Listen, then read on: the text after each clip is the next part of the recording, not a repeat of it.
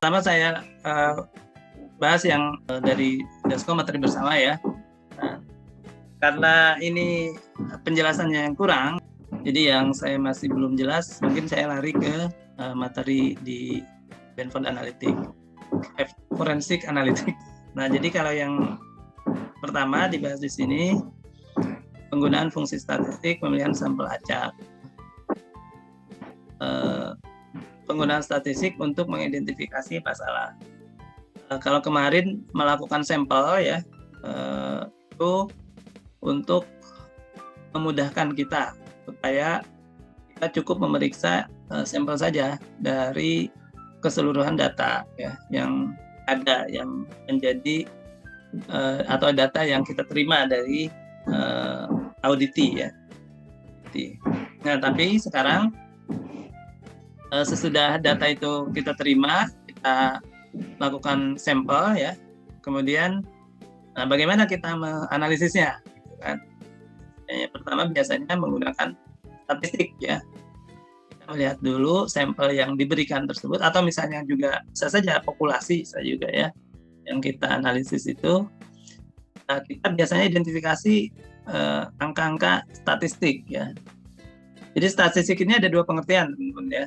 Jadi statistik sebagai disiplin ilmu, dia meliputi berbagai macam hal yang dibahas di dalam ilmu statistik itu ya. Dan yang kedua ada statistik dalam pengertian angka-angka ringkasan gitu ya, dari permasalahan gitu ya. Misalnya statistik penduduk Indonesia gitu kan, ada angka rata-rata misalnya pendapatan per kapita gitu kan ya, angka tingkat kemiskinan gitu ya. Nah, itu statistik juga namanya, tapi dia sudah dalam pengertian khusus ya. Yang khusus maksudnya ringkasan ataupun refleksi dari suatu data, itu angka-angka pentingnya ya, informasi-informasi pentingnya itu juga disebut statistik, hasil dari kita menerapkan ilmu gitu ya, ilmu statistik. Itu angka. Salah satunya ada deskriptif statistik. Nah, ini lebih khusus lagi ya. Deskriptif statistik itu ya misalkan jumlah datanya berapa ya, atau N gitu kan. Kemudian rata-ratanya berapa. Selain rata-rata ada modus ya, median gitu, nilai tengah dan nilai yang paling sering muncul. Nah, itu juga statistik, tapi khusus statistik deskriptif. Nah, kemudian selain itu dari sisi ilmunya, kita tidak hanya juga mengambil angka statistik ya, tapi juga kita menerapkan ilmu statistik untuk menganalisis. Di antaranya kita pakai biasanya alat statistik ya. Nah, ini statistik dalam pengertian tadi yang umum ya, ilmu adalah menyusun namanya chart ya, di antara ilmu statistik yang kita pakai. Dan chart salah satu bentuknya adalah scatter graph ya. Chart itu ada macam-macam kan, ada diagram kue ya, pie chart gitu ya, diagram batang ya, diagram lingkaran. Nah, ada salah satu yang khusus kita biasa gunakan juga, yaitu scatter graph. Scatter graph itu hanya menggambarkan titik-titik ya, titik-titik dari data kita dalam diagram Cartesius ya, X dan Y ya. Posisinya seperti apa, mengumpulkah atau menyebar ya. Nyebarnya naik ke atas, kanan atas ya, atau turun dari kiri atas ke bawah. Itu kalau kita plot ya ke dalam scatter graph, kita bisa menyimpulkan secara umum data kita itu karakteristiknya seperti itu. Kita bikin scatter graph. Dan ketiga, kita juga bisa bikin histogram ya. Kita lakukan stratifikasi ya, kita golong-golongkan. Nah, berarti data itu kita masukkan dulu ke dalam kelas-kelas dari histogram itu ya. Kelasnya ini nanti harus ditetapkan dahulu. Nah, kita akan belajar cara membuat ya. Kalau membaca mungkin kita paham semua ya. Nah, ini kita juga akan membuat. Nah, yang membuatnya ini perlu bahan yang sudah jelas ya. Nah di sini ada bahan ya. Untuk statistik sih gampang ya. Pakai ini data analisis di Excel. Analisis tool ada deskriptif statistik ya. Ada data analisisnya ini, tapi tidak semua Excel ada ya. Harus dilakukan namanya add-in ya. Nah, add-in data analisis ini ditambahkan dulu. Kalau sudah masuk nanti saya balik lagi ke slide sebelumnya. Tujuan dari deskriptif statistik itu adalah untuk memperoleh gambaran kasar dari data yang diperoleh ya. Tadi semua deskriptif statistik di add-in data analisis, kita pilih deskriptif statistik ini bisa kita dapatkan di Excel ya. Jadi tidak perlu menghitung satu-satu. Biasanya dulu kalau di statistik mungkin kita menghitung secara manual ya. Pas belajar statistik ya, angka rata-rata, median, modus gitu ya. Nah, ini kita, dan mungkin di statistik juga sudah belajar ya bagaimana menggunakan ini Excel data analisis yang ditambahkan ya, diinstalkan sebagai add-in. Nah, tapi kita akan manfaatkan lagi khusus untuk kepentingan audit ini ya. Jadi khusus menggunakan data analisis di Excel-nya. Yang manualnya kita anggap teman-teman sudah masih ingat lah ya. Dan yang kedua ya, selain memperoleh gambaran kasar dari deskriptif statistik ini yang tambahan mungkin ya, ditambahkan dari pelajaran statistik ya, yang bermanfaat untuk audit diantaranya adalah yang dinamakan outliers ya. Di statistik juga mungkin ada ya penanganan outliers ya. Tapi lebih pada bagaimana kalau di statistik itu outliers itu dihilangkan gitu ya, dihilangkan. Nah, tapi kalau di audit ini bagaimana kita memperoleh informasi ya dari outliers gitu ya. Jadi justru kita manfaatkan gitu ya outliers itu untuk memberikan informasi kepada kita menjadi bahan temuan. Itu ya tujuan kedua dari deskriptif statistik, selain gambaran kasar seperti biasa ya, menggambarkan data itu seperti apa. Nah, ini cara memasukkannya. Nah, silakan dicek ya. Silakan dibuka aja, diikuti file option add-ins ya. Kalau saya sudah ada, saya mungkin tidak perlu contohkan.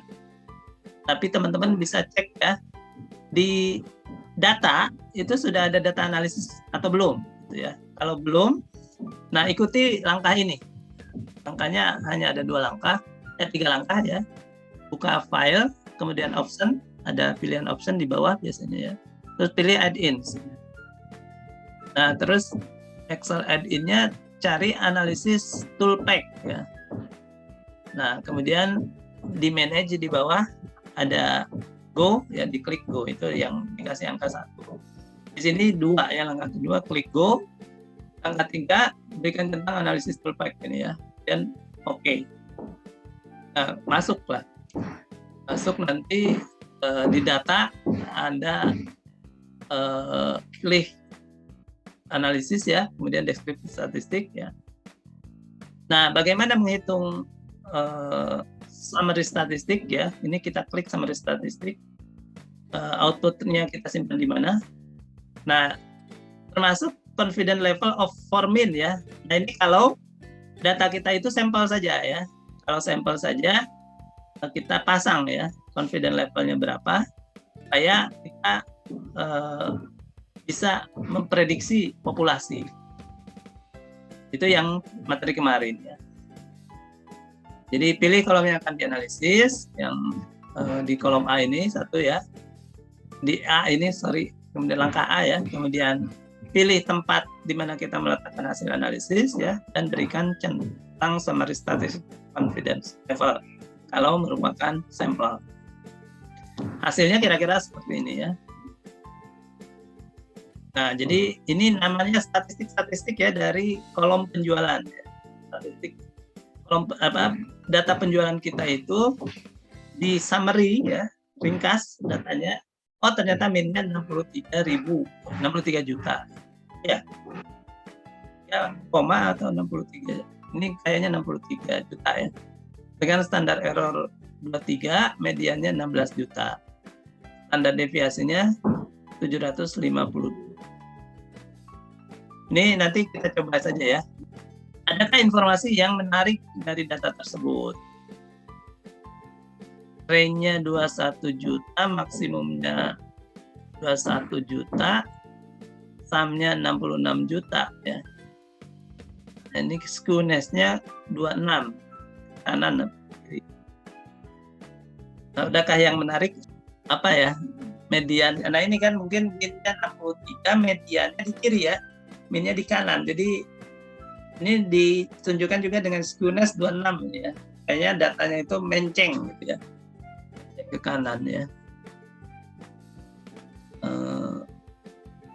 Itu sih mungkin ya dari font data 1040. Mudah-mudahan ada datanya yang sama ya. Penjualan ini bisa kita simulasikan ya. Ada di sini hasilnya. Oh, nah outlier-nya umumnya berada pada 3 kali standar deviasi ya, plus minus. Nah, range outlier terletak pada minus 2,2464 ini ya. Dan di atas, di bawah minus 24,464 dan di atas 2,607. Nah, jadi kita malah mencari outliers ya. Outliers. Nah, dari deskriptif statistik kita bisa menentukan outliers, yaitu 3 kali standar deviasi. Nah, 3 kali standar deviasi itu berarti di sini ke kanan dan di sini ke kiri ya. Jadi di bawah. Jadi, kita hitung dulu 3 kali standar deviasi, kemudian mu ini dikurangkan dengan 3 kali standar deviasi, itu dapat yang tadi angka negatif ya. Terus mu-nya berapa kan ditambah 3 kali standar deviasi itu untuk yang angka positif. Berarti outliersnya yang dari sini ke kanan dan dari sini ke kiri. Ada nggak data outlier? Kalau tidak ada, semuanya ada di dalam di sini, berarti data itu kumpul ya. Data itu kumpul berarti tidak ada clue apa-apa bagi kita untuk ngecek outliers. Kalau ada outlier, kita justru punya clue gitu ya untuk temuan kita. Dapat 70. Kalau tidak, ya berarti ini datanya normal ya, masih dalam semuanya di dalam distribusi normal. Nah tadi negatif skew, tadi kan min-nya lebih besar daripada median dan mode-nya ya. Dia positif berarti ya, positif skew. Miring ke kiri ya, ke kiri atau apa ya, landai ke kanan lah ya, landai ke kanan supaya sama dengan pengertian positif, kan positif di kanan ya. Kita sebutnya landai ke kanan atau miring ke kiri gitu ya. Miring ke kiri itu landai ke kanan itu positif.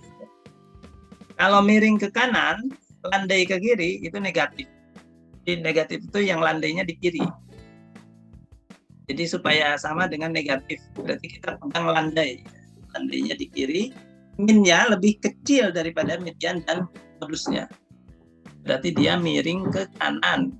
Nah, miringnya itu kemana sih? Ke landai atau ke gunungnya ini ya? Ke yang curamnya. Saya berpikir miring itu ke yang curamnya ini ya. Tapi kalau miring itu juga sama-sama ke yang landai ya berarti sama. Landai atau miring itu sama di negatif kalau landainya di sebelah kiri. Di positif ya kalau landainya di sebelah kanan. Nah, kalau tapi namanya kemiringan ya bukan kelandaian.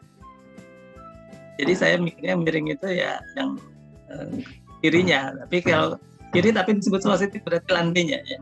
Landainya ya. Nah, perhatikan.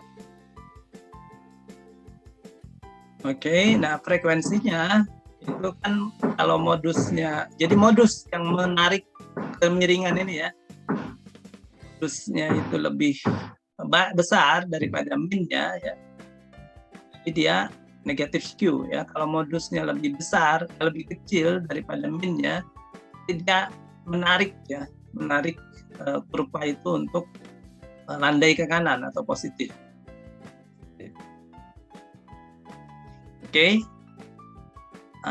Selanjutnya, nah, selain kemiringan ada kecembungan begitu kira-kira. ada yang laptop putrik, ini lebih dari 0 ya. Ada yang mesocurtic sama dengan 0 kecembungannya ya. Dan ada yang platyputrik ya, landai. Ini landai juga sih. Tapi landai dalam dimensi atau dalam untuk ukuran kurtosis ya. Landai itu maksudnya puncaknya nih ya. Puncaknya kalau curam sekali dia leptoputrik ya. Kalau landai ya dia masuk di platyputrik. Jadi kita bisa mengukur dulu juga ya kurtosisnya seberapa curam, seberapa landai. Ya, sama curam landai juga. Jadi tidak miring. Oke. Nah, kemudian scatter graph. Nah, yang berikutnya scatter graph ini kita bisa beri inspirasi ya. Posisi data ini seperti ini di bawah semua begitu ya. Di bawah semua ada yang nah ini bisa melihat sama juga nih tadi ya. Dari sini kita bisa langsung dapat titik yang menjadi outliers ya. Yang pertama ini titik. Yang lain kan di bawah sini ya. Di bawah sini. Nah, tapi ada 2 titik ya. Ini berarti data ini outlier. Kita bisa cek ya. Kenapa ada data ini kan? Jadi ini menjadi pertanyaan kan. Ini pertanyaan. Nah, justru temuan kita bisa dari sini. Kenapa ada data yang outlier seperti ini? Ini 1050 mungkin ya, 1050. Tapi Y-nya ini sampai hampir mungkin 9 juta ya. Dan yang ini hampir 22 juta gitu kan. Ada yang lain 1050 di bawah 3 juta semua nih ya. 3 juta semua. Yang ini khusus 2 titik ini 1050 tapi hampir 9 juta dan bahkan yang ini lebih outliers lagi ya. Hampir 23 juta Y-nya. Nah, ini menjadi inspirasi kita memperoleh outliers. Nah, itu ya. Nah, outliernya ternyata juga sampai yang di bawah. Tapi itu kalau kita pakai tadi ukuran 3 plus minus standar deviasi, saya tidak tahu yang bawah ini mungkin menurut saya sih nggak masuk ya. Nggak masuk. Tapi ya dicek aja, diukur dengan standar deviasi di bawah atau di atas 3 plus minus standar deviasi atau tidak. Nah, tapi sepintas memang ini yang enggak, yang mencar sendiri gitu ya, outlier. Kita juga bisa tidak memakai ya rumus tadi. Pokoknya yang mencar sendiri di scatter graph anggap sebagai outlier. Ya. Kan tadi 3 plus minus itu ukuran umum aja ya, ukuran umum. Bisa juga tidak kita pakai. Dan yang ketiga kita menggunakan atau menyusun histogram. Nah, histogram itu kita bisa gunakan data analisis juga ya. Nah, ini yang saya bilang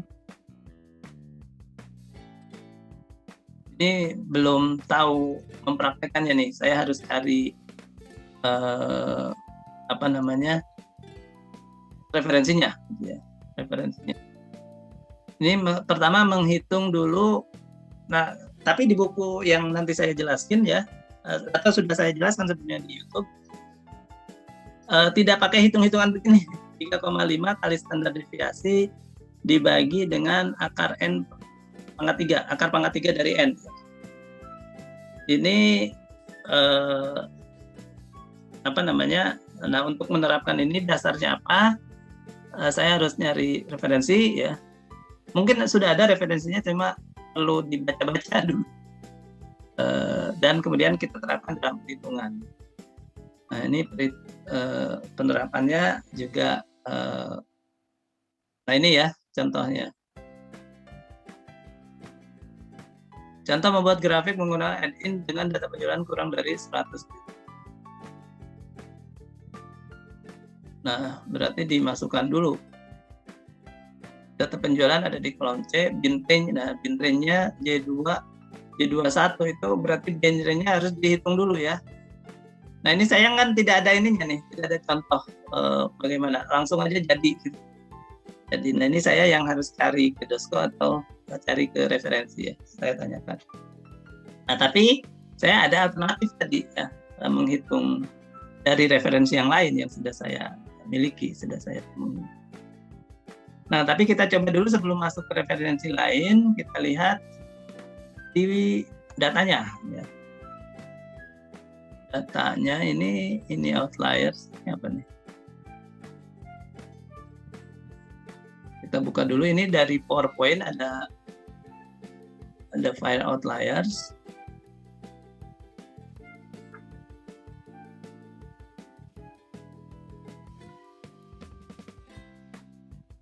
Nah, oh iya. Nah, yang untuk data ini kita hitung dulu standar deviasi ya. Nah, ini kan Z-nya ya. Z untuk 1,5895 adalah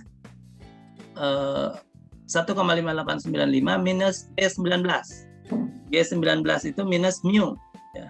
Minus mu dibagi dengan G20 ya, dibagi standar deviasi.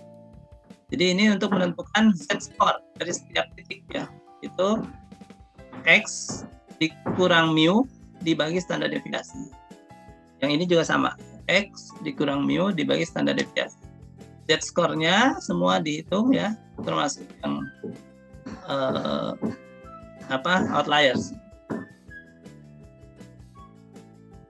Nah kemudian ini adalah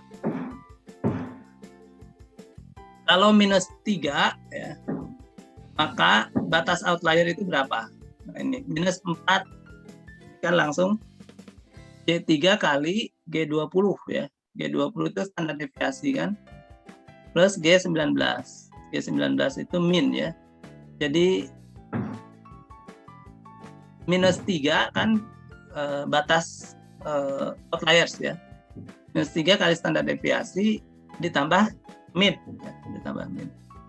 Itu yang batas outlier di sebelah kiri. Yang tadi digambar di sini kan mencari outlier yang gimana ya? Nah, ini ya. Jadi kalau masih di sini masih oke ya, masih normal, distribusi normal. Nah, yang di bawah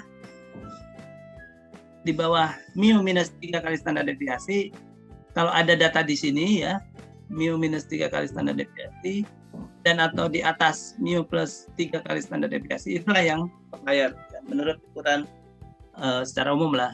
Nah, jadi kita hitung dulu mu plus 3 standar deviasi berapa, mu min 3 kali standar deviasi berapa. Nah, tapi juga ada ukuran supaya kita punya distribusi normal yang betul ya, yang antara mu minus 1 standar deviasi dan mu plus 1 standar deviasi ya. Jadi yang daerah ini harus 68% jumlah datanya. Kemudian yang antara mu minus 2 kali standar deviasi dan mu plus 2 kali standar deviasi, kalau dia normal distribusi, semua data yang ada di antara 2 standar deviasi ini harus 95%. Nah, kemudian kalau minus plus standar deviasi harus 99,7% ya, total jumlah datanya. Jadi memang yang distribusi normal bukan berarti tidak ada datanya ya, pasti ada juga mungkin ada juga datanya ya. Karena kan dia masih disebut distribusi normal, ada outlier sebesar 0,03%. 0,3% sorry ya, 0,3% ini untuk outlier. Outliernya cuma sedikit saja, 0,3%. Tapi sejumlah data ada di distribusi gitu ya. Nah, jadi untuk melihat 2 standar deviasi ada berapa data, 3 standar deviasi ada berapa data, maka kita juga hitung 2 dan 3 standar deviasi, 1, 2, 3 standar deviasi itu berapa. Nah, ini kan ada 3, ada minus 2,5, ada minus 2, ya. 1 gitu. Nanti kita cek ya, data ini masuk di mana, nah ini kita lihat batasnya ya. Jadi yang satu standar deviasi itu ini 0,004 ya. Yang ini 4. Berarti yang 0, nah ini Z skornya ini yang kita cek dengan apa namanya? Nah ini, jadi Z score ini yang sebetulnya menunjukkan sudah dalam standar deviasi Z score ini. Jadi yang ini kan sudah di atas 3 nih. Berarti ini sudah di atas 3 standar deviasi. Di bawah -3 tidak ada. Kalau ada di bawah -3, nah berarti dia standar deviasi di sebelah kiri, outlier dari sebelah. Nah, yang lainnya tidak ada yang positif ya sebetulnya. Jadi dia berarti tadi data ini menceng ke kiri juga nih ya. Karena pada di sebelah kiri mio ya, minus semua. Gitu kira-kira data ini ya, menghitung dengan Excel saja. Oh ini trend between nih ya. Nah ini beda lagi ya, yang tadi ada menghitung trend. Nah kita teruskan dulu yang ini histogram ya. Penjelasannya di sini berarti yang di PowerPoint itu ya. Oh datanya ini kali ya. Total data berapa nih? Oh ini 874. Nah ini bisa dihitung lagi ya. Nah ini mungkin hasil dari data analitik ini atas data ini. Ya, jadi bisa saya ulangi ya. Misalnya ini kita kasih data, bisa coba juga nanti saya share datanya ini. Dan data kemudian dari situ data analisis pilih ya. Sesuai dengan tadi di PowerPoint ya. Pilih data analisis, pilih deskriptif statistik ya. Oke, input range-nya ya arahkan ke sini. Nanti dicoba ya. Ini kan bisa simulasi kan, bisa ngecek kita sudah oke benar enggak menghitung. Nah output range-nya kita pindahkan sebelahnya ini ya, kita bandingkan nih ya, kita hitung sendiri dengan yang sudah output range-nya ini kita masukkan, summary statistiknya kita klik, levelnya 9 udah ya, kita lihat hasilnya. Nah sama kan, yang tidak ada ininya. Mungkin saya belum, ini harus dicentang ya. Min-nya sama kan, standar error sama, median 58, mode 45, min-nya 54 ya. Berarti min lebih besar daripada mode ya. Mode-nya di kiri ya, mode-nya di kiri berarti dia skewness-nya negatif ya, skewness ini. Modusnya narik data di kiri. Nah, negatif ya persis sama dengan hasil negatif ya. Range ini ya, dari maksimum ke minimum selisihnya 76. Nah, jumlah datanya dan hitungan datanya. Nah, jadi dari Excel bisa menghitung semua ini ya. Nah, kalau Logis dan Semrush berarti harus ditambahkan ya pas ngeklik data analysis. Jadi kita centang juga Logis dan Semrush. Itu deskriptif statistik.